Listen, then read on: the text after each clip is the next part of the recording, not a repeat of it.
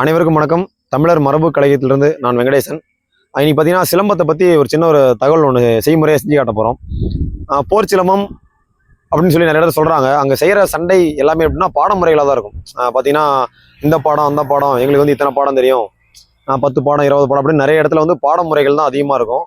அந்த பாடமுறைகள் தான் போர் சிலம்பமா அப்படின்னு கேட்டோம்னா அது அப்படி கிடையாது. ஏன் அப்படின்னா இப்போ நான் உங்களுக்கு ஒன்று செஞ்சு காட்டுறேன் பாருங்கள்.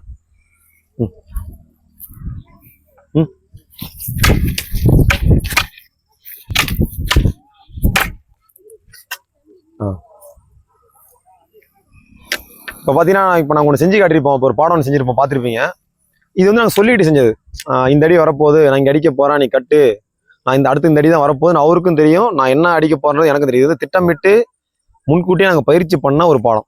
இந்த அடி எங்கே வரணும், இது எங்கே அடிக்க போகிறோம், அதை எப்படி தடுக்கணுன்றது முன்கூட்டியே திட்டமிட்டு பயிற்சி பண்ணது.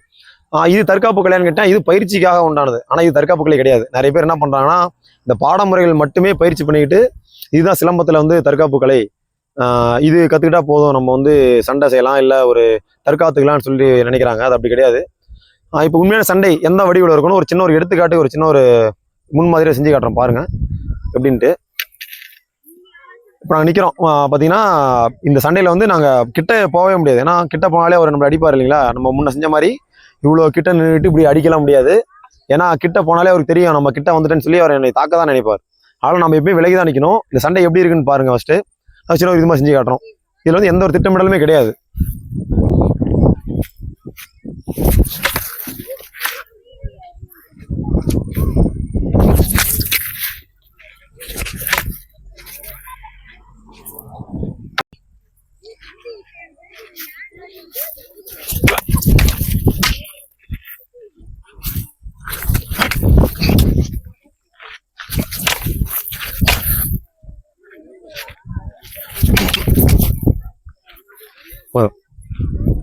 இப்போ நாங்கள் ஒரு அடிமுறை ஒன்று செஞ்சு காட்டியிருப்போம்.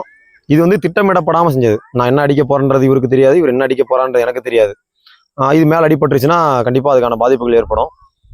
இதனால் இதை செஞ்சு காட்டுறோம் அப்படின்னு பார்த்தீங்கன்னா, சிலம்பம் வந்து தற்காப்பு கலை எப்போ மாறும்னா இந்த மாதிரி நம்ம பயிற்சி பண்ணும்போது தான் மாறும். அதை உணர்ந்து மற்றவர்களும் பார்த்தீங்கன்னா இந்த பாடமுறைகள் மட்டும் நம்ம தற்காப்பு நினச்சி அதை மட்டுமே சொல்லி வச்சு அடிக்கிறத மட்டுமே பயிற்சி பண்ணாமல், இதுக்கு நிறைய காலடி முறைகள்லாம் இருக்குது. ஒரு அடிக்கு ஒரு கட்டு இருக்குது. அது எப்படி விலகி போகணும், எப்படி அந்த அடியை அடிக்கணும், ஒரு காலடி அவங்க எடுத்து வச்சா அவங்க என்ன அடி அடிக்க வராங்க, கம்பு எங்கிருந்து பிறக்குது, கம்பின் பிறப்படம் எங்கிருந்துன்னு பார்த்து அது வந்து எந்த அடியாக வருது அப்படின்றத வந்து முன்கூட்டியே கணிச்சு அது கட்டுறது தற்காத்துக்கிறது நிறைய முறைகள் இருக்குது. அதெல்லாம் சேர்த்து அவங்க பயிற்சி பண்ணாங்கன்னா கண்டிப்பாக சிலம்பம் வந்து தற்காப்பு கலைன்னு சொல்கிறதுக்கு ஏற்ற வகையில் இருக்கும்னு நான் நினைக்கிறேன். இந்த காணொலி பார்த்த அவங்க அனைவருக்கும் நன்றி, வணக்கம்.